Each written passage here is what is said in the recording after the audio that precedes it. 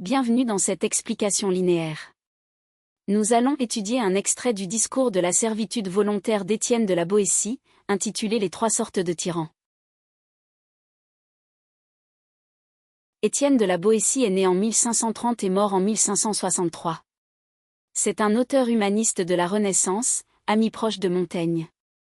Il rédige le discours de la servitude volontaire vers 1546 à 1548, alors qu'il n'a pas encore 20 ans. Dans un contexte marqué par les guerres de religion et le développement de l'imprimerie, il réfléchit à la question de la liberté et du pouvoir. Son texte a une visée politique, démontrer que la tyrannie n'est possible que parce que le peuple se soumet volontairement. Ce passage se situe dans la première partie du discours. La Boétie y classe les tyrans selon leur mode d'accession au pouvoir, par élection, par la force ou par héritage. Il s'agira de voir que, quel que soit le type de tyran, la conséquence reste la même, le peuple est déshumanisé et opprimé. Le texte s'organise en 3 mouvements, les lignes 1 à 3 posent une classification des tyrans, les lignes 4 à 15 proposent une critique progressive des 3 types, et les lignes 14 à la fin livrent une conclusion fataliste des moyens divers, un même résultat. Je vous invite maintenant à lire ce texte de manière expressive. Dans ce premier mouvement, la Boétie pose en 3 lignes une classification complète des tyrans. La phrase d'ouverture « Il y a 3 sortes de tyrans » est construite sur un présentatif.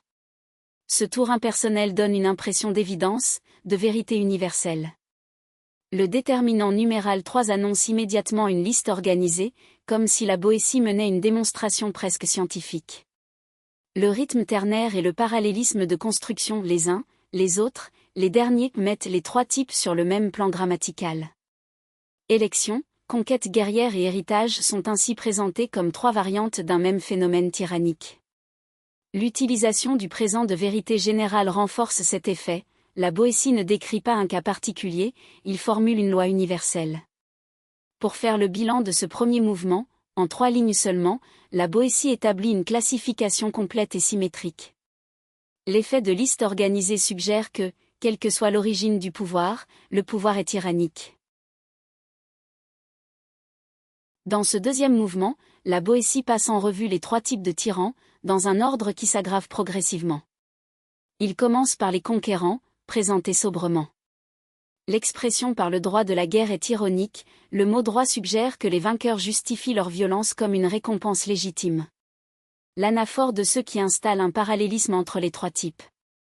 La description des tyrans héréditaires est plus développée. La Boétie accumule les images, étant né et nourri au sein de la tyrannie, il tire avec le lait la nature du tyran. Les métaphores de l'allaitement et de la naissance suggèrent que la tyrannie est pour eux une seconde nature, transmise dès l'enfance. Les déterminants possessifs leurs serfs héréditaires, comme si c'était leur héritage, montrent que le peuple et les terres sont traités comme des biens personnels.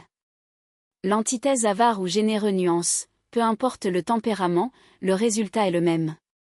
Mais c'est le tyran élu qui est présenté comme le pire. La Boétie commence par une hypothèse au conditionnel « il devrait être plus supportable » qui crée une attente. Puis il la déçoit immédiatement. Le modalisateur il me semble traduit une ironie distante. La Boétie dénonce l'orgueil du chef élu, flatté par je ne sais quel sentiment qu'on appelle grandeur.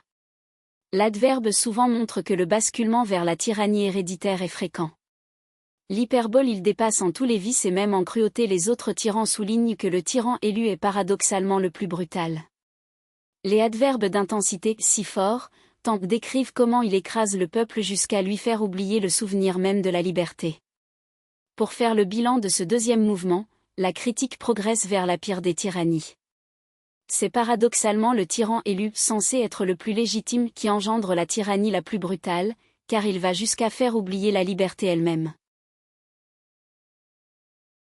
Dans ce troisième et dernier mouvement, la Boétie tire une conclusion fataliste. La construction rhétorique de la première phrase est frappante. L'opposition entre la forme affirmative « je vois bien entre ces tyrans quelques différences » et la forme négative « mais de choix, je n'en vois point » résume toute la thèse. Les tyrans diffèrent par leurs origines, mais pas par leur façon de régner. La subordonnée de conditions, si leurs moyens d'arriver au règne sont divers, est suivie de l'apodose, leur façon de régner est quasiment identique.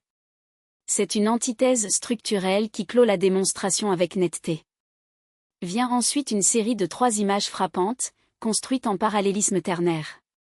Remarquez que la Boétie reprend ces 3 catégories dans un ordre inversé par rapport au début.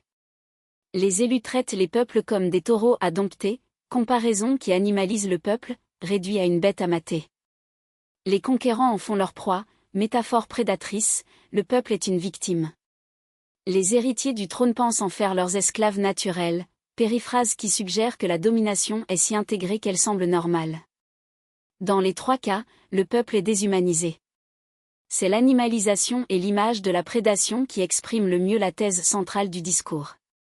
Pour faire le bilan de ce 3e mouvement, la conclusion de la Boétie est fataliste. Quelle que soit l'origine du pouvoir, la tyrannie produit toujours la déshumanisation du peuple. En conclusion, ce texte répond à notre problématique. En quoi ce passage démontre-t-il que tout pouvoir tyrannique déshumanise le peuple ? La Boétie a montré, avec une logique rigoureuse, que les 3 modes d'accession au pouvoir, élection, conquête, héritage, conduisent tous au même résultat, une déshumanisation du peuple, traduite par les images du taureau à dompter, de la proie et de l'esclave. La classification elle-même est un argument. En montrant que tous les régimes sont tyranniques quelle que soit leur origine, la Boétie formule la thèse centrale du discours. La tyrannie repose sur le consentement volontaire du peuple. En ouverture, ce texte est d'une grande actualité. On reconnaît dans les 3 catégories de la Boétie des figures contemporaines, Kim Jong-un pour la tyrannie héréditaire en Corée du Nord, les talibans pour la prise de pouvoir par la force en Afghanistan, Vladimir Poutine pour la dérive autoritaire d'un chef élu en Russie.